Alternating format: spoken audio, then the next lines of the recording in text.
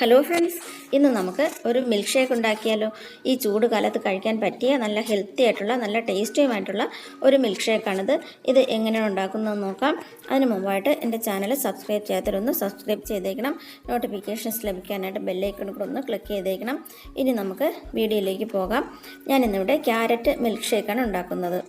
Carrot milk shake ഉണ്ടാക്കാനായിട്ട് ഞാനിവിടെ ഒരു 250 ഗ്രാം ക്യാരറ്റ് കഴുകി വൃത്തിയാക്കിയിട്ട് ഒന്ന് കട്ട് ചെയ്ത് വെച്ചിട്ടുണ്ട്. ഇനി അത് ഒന്ന് വേവിക്കാനായിട്ട് വയ്ക്കണം. വേവിക്കുമ്പോൾ കുറച്ച് പാലൊഴിച്ച് വേവിക്കാം.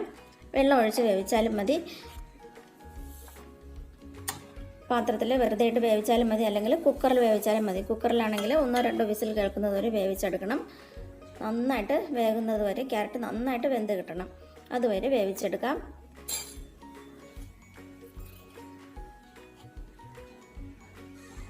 പാലിന് പകരം വെള്ളം ഒഴിച്ചാലും ഒരു കുഴപ്പവുമില്ല.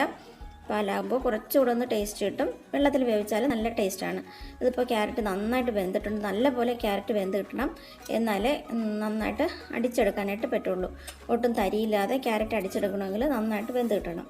ഇപ്പോൾ ക്യാരറ്റ് നന്നായിട്ട് വെന്തിട്ടുണ്ട്. ഇനി ഇതൊന്ന് തണുക്കാനായിട്ട് മാറ്റി വയ്ക്കാം. തണുത്ത ശേഷം എടുത്ത് ഫ്രിഡ്ജിൽ കുറച്ച് സമയം വയ്ക്കണം. ഞാനിപ്പോൾ തണുത്തിട്ട് ഫ്രിഡ്ജിൽ വെച്ച ക്യാരറ്റാണിത്. അതൊന്ന് മിക്സിയുടെ ജാറിലേക്ക് ഇട്ടിട്ട് ഒന്ന് അരച്ചെടുക്കാം.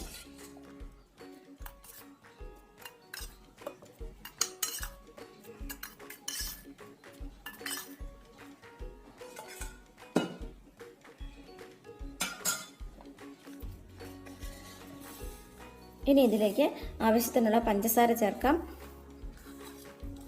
ഞാനിപ്പോൾ ഒരു 1/2 കപ്പ് പഞ്ചസാര ചേർക്കുന്നുണ്ട്. നമ്മുടെ ഇഷ്ടത്തിനനുസരിച്ച്, മധുരത്തിനനുസരിച്ച് വേണം പഞ്ചസാര ചേർത്ത് കൊടുക്കാൻ. അതിൻ്റെ കൂടെ ഒരു 1/2 ടീസ്പൂൺ ഏലക്കാപ്പൊടി കൂടി ചേർക്കാം. ഇനി ഇതൊന്ന് നന്നായിട്ടൊന്ന് അരച്ചെടുക്കാം. ഞാനിപ്പോൾ ക്യാരറ്റ് നന്നായിട്ട് അരച്ചിട്ടുണ്ട്. നല്ല ഫൈൻ പേസ്റ്റായിട്ട് അരച്ചെടുക്കാം. അതിലേക്ക് ഒരു 3 ഗ്ലാസ് പാൽ ഒഴിച്ചു കൊടുക്കാം. നന്നായിട്ട് തണുത്ത പാലായിരിക്കണം. നല്ല പോലെ തണുത്ത പാൽ വേണം ഒഴിക്കാൻ. നന്നായിട്ടൊന്ന് അടിച്ചെടുക്കാം.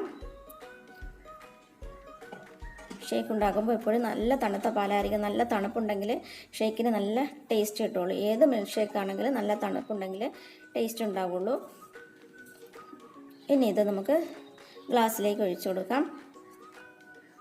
വളരെ ഹെൽത്തി ആയിട്ടുള്ള നല്ല ടേസ്റ്റി ആയിട്ടുള്ളൊരു ഷേക്കാണിത്. കുട്ടികൾക്കൊക്കെ വളരെ ഇഷ്ടപ്പെടും. എല്ലാവരും ഒന്ന് ട്രൈ ചെയ്ത് നോക്കണം.